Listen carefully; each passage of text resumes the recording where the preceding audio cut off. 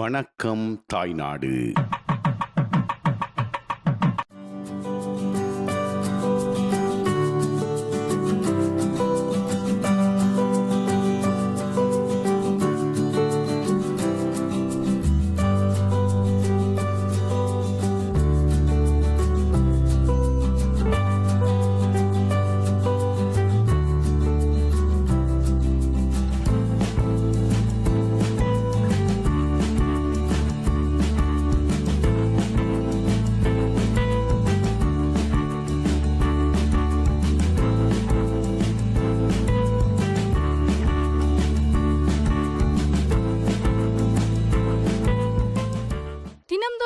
கண்களுக்கு விருந்தளித்துக் கொண்டிருக்கும் வணக்கம் தாய்நாடு நிகழ்ச்சிக்காக நாங்கள் தற்பொழுது உங்களை ஒரு கிராமத்துக்கு அழைத்துக் கொண்டு செல்ல போன்றோம். இந்த வீதியை கைதடி வீதி என்று சொல்லி அழைப்பார்கள். அதிகளவு வாகனங்கள் செல்லுகின்ற வீதியாக இந்த வீதி காணப்படுகின்றது.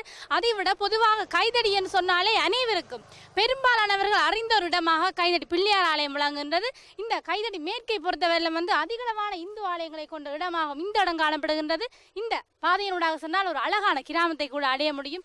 அருகில் ஒரு இயற்கையான சூழல் காணப்படுகின்றது. ஆரம்ப காலங்களில் இந்த கிராமம் ஊரியான் என்று அழைக்கப்பட்டிருந்தது. இப்பொழுது உதயபுரம் என்று அழைக்கப்படுகின்றது. இந்த கிராமம் எவ்வாறு தோன்றியது, இந்த கிராமத்து மக்களுடைய வாழ்க்கை பண்புகளை இன்றைய நிகழ்ச்சியிலே பார்க்கலாம். நேயர்களே, வாருங்களமே தொடர்ந்து.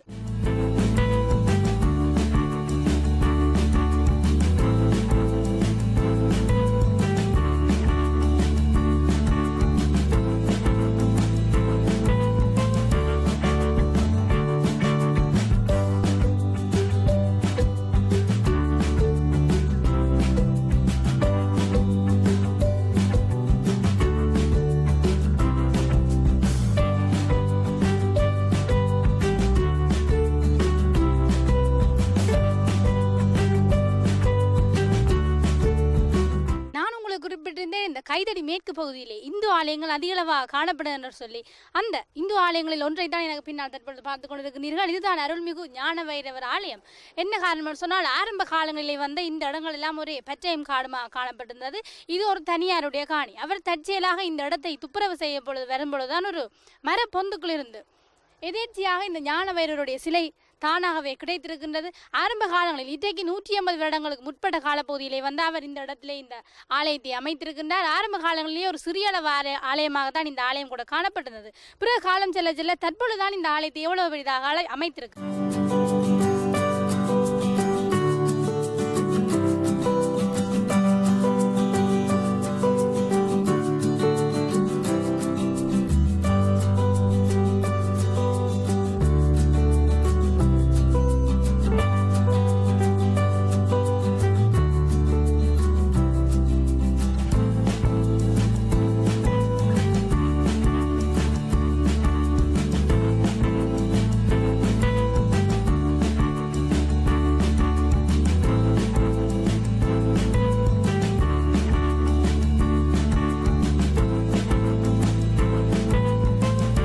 பொதுவாக தேர்தல் காலங்கள் வந்தால் புதிய கிராமங்கள் தோன்றும், புதிய கட்டடங்கள் எல்லாம் தோன்றும், பாடசாலைகள் எல்லாம் புனரமைக்கப்படும், ஆலயங்கள் எல்லாம் புனரமைக்கப்படும், வீதிகள் கூட புனரமைக்கப்படும். இவ்வாறு பல சம்பவங்கள் நிகழும். அந்த வகையில் இப்படியான ஒரு நிலைமையில் தான் இந்த ஊரியான் கிராமம் கூட தோன்றி இருக்கின்றது. கிட்டத்தட்ட 1955-60 இந்த காலப்பகுதியில் தான் இந்த ஊரியான் கிராமம் கூட தோன்றி இருக்கின்றது.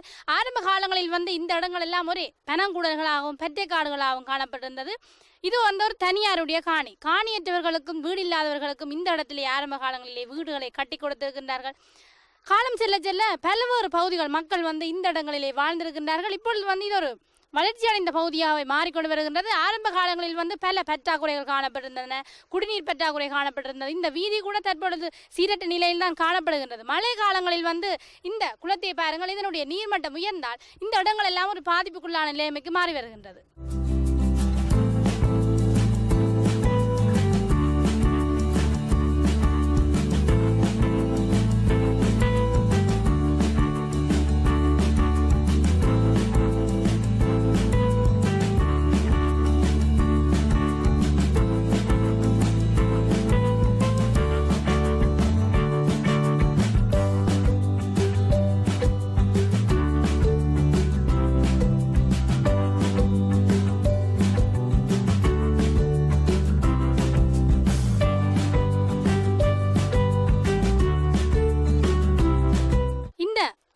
கிராமத்திலே வந்து பழமை வாய்ந்த ஒரு ஆலயம் கூட காணப்படுகின்றது. இந்த ஆலயம் தான் வந்து அன்னமார் ஆலயம். இந்த ஆலயத்திற்கு அருகிலே வந்து நாகதம்பிரான் ஆலயத்தை கூட அமைத்திருக்கின்றார்கள். இந்த 2 ஆலயங்களுக்கும் அருகிலே வந்து ஒரு வயது முதிர்ந்த நாவல் மரம் காணப்படுகின்றது. ஆரம்பத்திலே வந்து அந்த நாவல் மரத்தின் கீழே தான் வந்து அன்னமார் ஆலயம் காணப்பட்டிருந்தது. ஒரு முறை வந்து தவறுதலாக யாரோ அந்த மரத்தில் ஏறி விளையாடி இருக்கின்றார், வேணுமென்று விளையாடி இருக்கின்றார். உடனே அவர் கீழே விழுந்து அவருடைய கால் வந்து உடைவடைந்து விட்டது. தற்பொழுதும் வந்து அவருடைய கால் வந்து இன்னும் வந்து பழைய நிலைமைக்கு வரவில்லை. இவ்வளவு ஒரு அற்புதம் நிறைந்த ஆலயமாக இந்த ஆலயம் விளங்குகின்றது. இங்கே வந்து விசேட வேள்விகள் எல்லாம் ஆரம்ப காலங்களிலே நடைபெற்றதாகவும் இந்த ஊர் மக்கள் எங்களிடம் குறிப்பிட்டிருந்தார்கள்.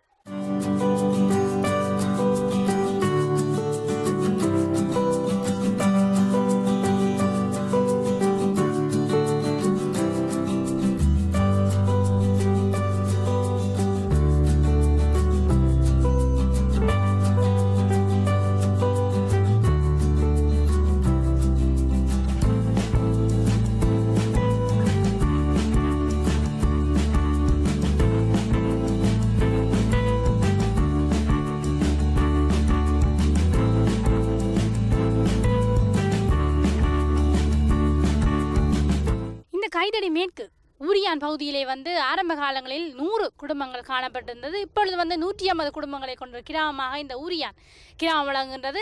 ஆரம்ப காலங்களில் வந்து இந்த கிராமம் தோன்றைக்க வந்து ஊரியான் என்றுதான் அழைக்கப்பட்டிருந்தது. பிறகு காலம் செல்ல செல்ல இந்த கிராமம் கொஞ்சம் கொஞ்சமாக வளர்ச்சியடைய, மின்சார வசதிகள், அதை விட குடிநீர் பற்றாக்குறை எல்லாம் தீர இந்த கிராமத்துக்கு வந்து உதயநகர் என்று பெயர் மாற்றம் செய்யப்பட்டிருக்கின்றது. கிட்டத்தட்ட 2 அல்லது 3 வருடங்களுக்கு முற்பட்ட காலப்பகுதியில் தான் உதயநகர் என்று கூட இந்த கிராமம் அழைக்கப்பட்டிருந்தது. ஏனென்று சொன்னால் எல்லா வசதிகளுடன் புதிதாக உதயமாகின்றது என்ற கருத்திற்கிணங்க இந்த கிராமத்திற்கு உதயநகர் என்று அழைக்கப்படுகிறது.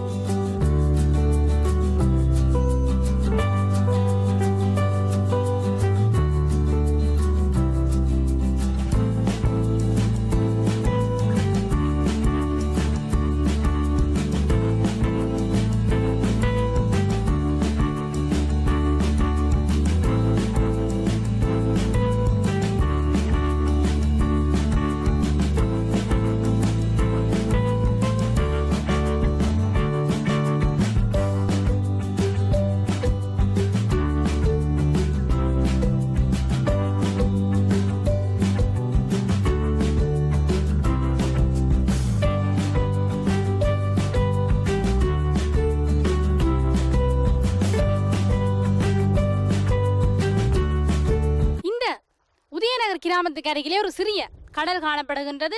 தற்பொழுது வந்து பெய்து வரும் அதிக மழை காரணமாக இந்த சிறிய கடலினுடைய நீர்மட்டம் உயர்ந்ததாக இந்த மக்கள் குறிப்பிடுகின்றார்கள். முன்னைய காலங்களிலே வந்து ஓரளவு நீர்மட்டம் கொண்ட கடலாகத்தான் இந்த கடல் கூட காணப்பட்டிருந்தது. இந்த கரைக்கு இந்த பக்கம் வந்து சில காலங்களுக்கு முன்னர் வந்து நீர் வந்ததாக இந்த ஊர் மக்கள் குறிப்பிட்டிருந்தார்கள். அதை விட இவர்களுடைய பிரதான தொழிலாக வந்து சிறுகாய் தொழில், வியாபாரம் காணப்படுகின்றது. இந்த இடத்திற்கு வந்து அருகில அதிகளவான மேய்ச்சல் நிலங்கள் காணப்படுகின்றது. இவர்கள் வந்து அதிகளவான ஆடுகள், மாடுகளை வளர்க்கின்றார்கள். பண்ணை தொழில் இவர்களுடைய பிரதான தொழிலாக காணப்படுகின்றது.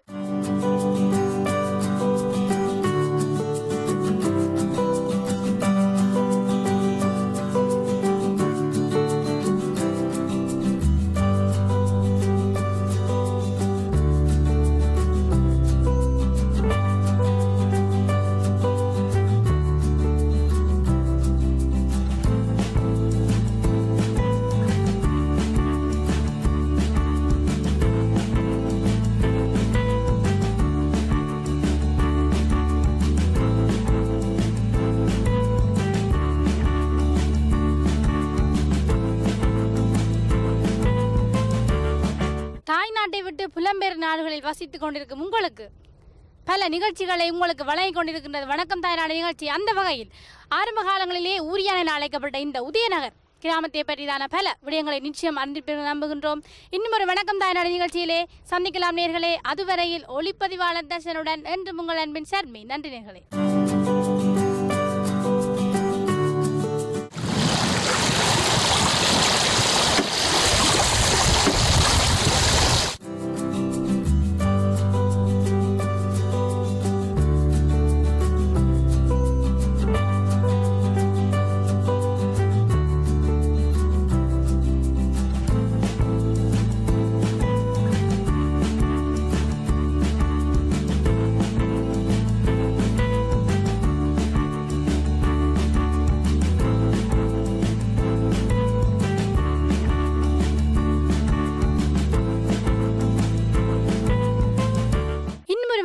தாய்நாடு நிகழ்ச்சிக்குள்ளே செல்வதற்கு முதல் இப்பொழுது நாங்கள் ஒரு சிறிய விளம்பர இடைவெளி எடுத்துக்கொள்ள போகின்றோம்.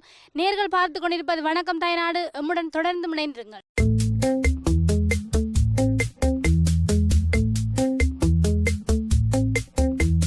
வணக்கம் தாய்நாடு.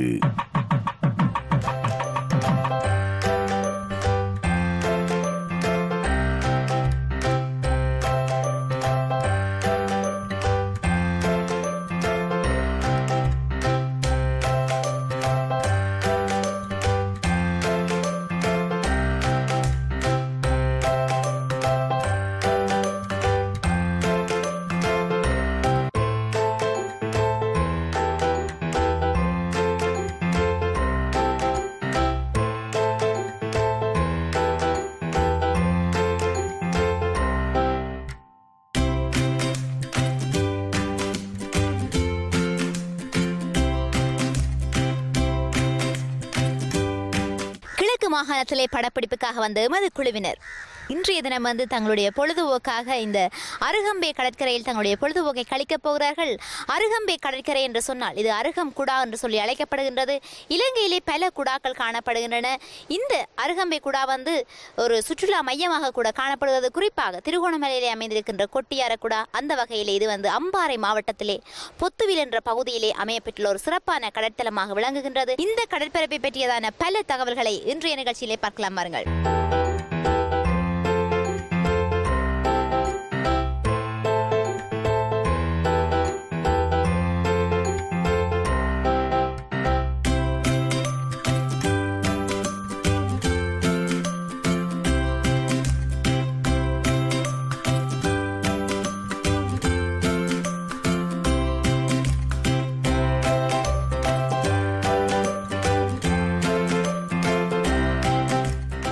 இந்த அருகம்பே கடற்பரப்பிலே நீராடிவிட்டு எமது குழுவினர் இந்த இடத்திலே அந்த அருகம்பே கடற்கரைக்கு அருகிலே இருக்கின்ற ஒரு சுற்றுலா விடுதியிலே தான் ஓய்வெடுத்துக் கொண்டிருக்கிறார்கள். இந்த விடுதியை பற்றி பார்ப்போமானால் ஒரு சுவாரஸ்யமான கதை கூட இருக்கிறது. பெரும்பாலும் இந்த கடற்பரப்பிற்கு வெளிநாட்டவர்கள் தான் விரும்பி வருவார்கள். அந்த சமயம் கிட்டத்தட்ட 35 வருடங்களுக்கு முன்பு டென்மார்க்கிலிருந்து ஒரு சுற்றுலா பயணி இங்கே வந்திருக்கிறார். அவருக்கு இந்த கடற்பரப்பை பார்த்தவுடன் மிகவும் ஒரு கவர்ந்து விட்டது, அவருடைய உள்ளத்தை கவர்ந்து விட்டது. அவர் நினைத்திருக்கிறார் இந்த இடத்திலே ஒரு விடுதியை அமைத்திருந்தால் எப்படி இருக்கும் என்று நினைத்து ஒரு சிறிய விடுதியை அமைத்திருக்கிறார். அந்த விடுதிதான் இன்றைக்கு இவ்வளவு காலமாக 35 வருட காலமாக இப்படி படிப்படியாக வளர்ச்சியடைந்து இன்றைக்கு இவ்வளவு பெரிய ஒரு விடுதியாக காணப்படுகிறது. இந்த விடுதியை ஸ்டார் விடுதி என்று சொல்லி அழைக்கிறார்கள்.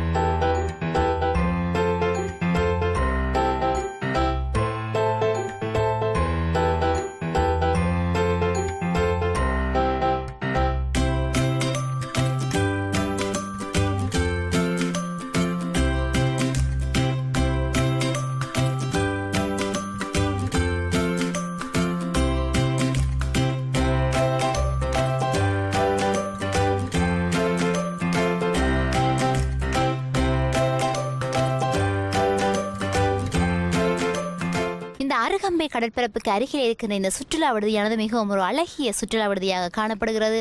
இந்த இடத்தை பார்த்தால் தெரியும், ஒவ்வொரு அறைகள் அமைத்திருக்கிறார்கள். கூரைகள் கூட ஓலைகளாலே வேயப்பட்டிருக்கின்றன. அதை விட அந்த அறை அமைப்பதற்கு கூட முற்றுமுழுதாகவே மரங்களை பயன்படுத்தியிருக்கிறார்கள். இன்னும் இந்த இடத்திலே முன்பக்கமாக பார்த்தால் தெரியும், மக்கள் இளைப்பாரி விட்டு செல்வதற்காக அமைக்கப்பட்டுள்ள சிறிய வடிவிலான கொட்டில் அமைப்பெல்லாம் பனை மரங்கள், நிறைய பனை மரங்கள் நின்றிருக்கின்றன போல் இருக்கிறது. அந்த மரங்களை தரைத்து அந்த மரங்களுக்கிடையே மேலே கூரை வடிவான அமைப்பிலே மிகவும் சிறந்த முறையிலே ஒரு இயற்கையான விடுதியாக அமைத்திருப்பது ஒரு சிறப்பான விடயமாக அமைகிறது.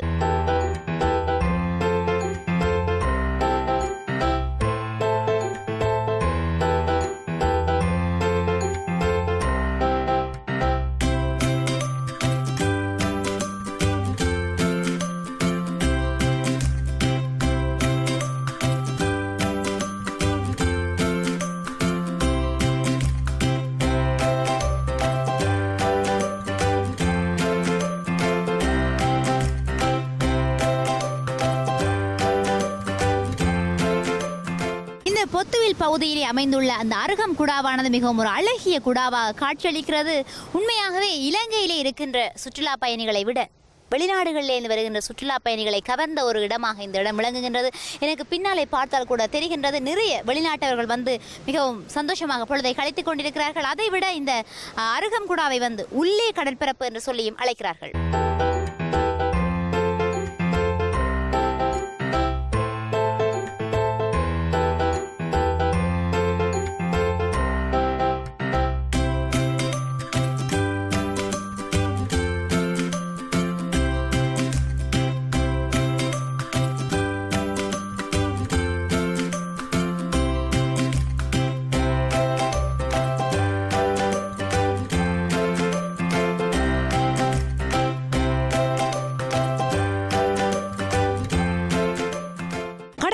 வந்து மீன் பிடிப்பது என்று சொன்னால் தொழிலாளர்கள் வந்து பயத்துடன் தான் செல்வார்கள். அந்த வகையில் இன்றைய தினம் கூட ஒரு செய்தி வந்திருக்கிறது. என்னவென்று சொன்னால் முல்லைத்தீவு கடற்பரப்பிலேயும் திருகோணமலை கடற்பரப்பிலேயும் வந்து மீன்பிடிக்க சென்ற மீனவர்களுடைய படகுகள் தான் மீண்டும் வந்திருக்கின்றனவே தவிர அந்த மீன்பிடி தொழிலாளர்களை காணவில்லை என்ற ஒரு செய்தி கூட வந்திருக்கிறது. அதைவிட இந்த கடற்பரப்பிலே வந்து ஒரு பகுதியிலே வந்து சிறப்பாக மீன்பிடி தொழிலை மேற்கொள்கிறார்கள். இந்த கடற்பரப்பிலே வந்து பெரிய பெரிய மீன்கள் அகப்படுவதாக கூட இந்த பகுதியை சார்ந்த மக்கள் குறிப்பிட்டிருந்தார்கள்.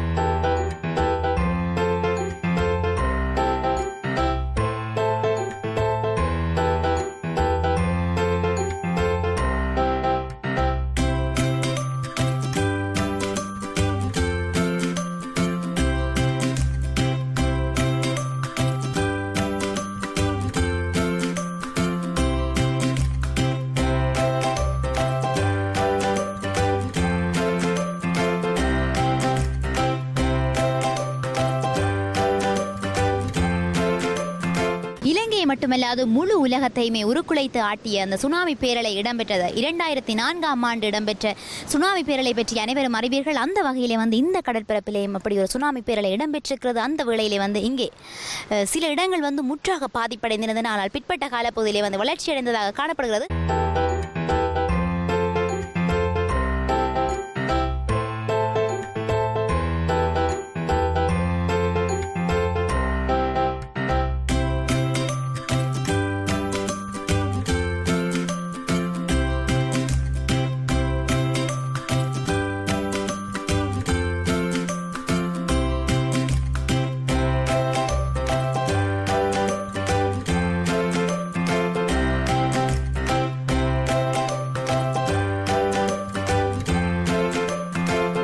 நாட்களை விட இன்றைய தினம் வந்து இந்த கடற்பரப்பினுடைய கொந்தளிப்பானது மிகவும் அதிகமாக காணப்படுகிறது. மாறி காலங்களில் வந்து மீன்பிடி தொழிலுக்கு இங்கே செல்வதில்லை. காரணம் என்னவென்று சொன்னால் ஒரு பெனையடி தூரத்துக்கு வந்து இந்த அலை எழும்புவதாக இந்த பகுதி மக்கள் குறிப்பிட்டிருந்தார்கள்.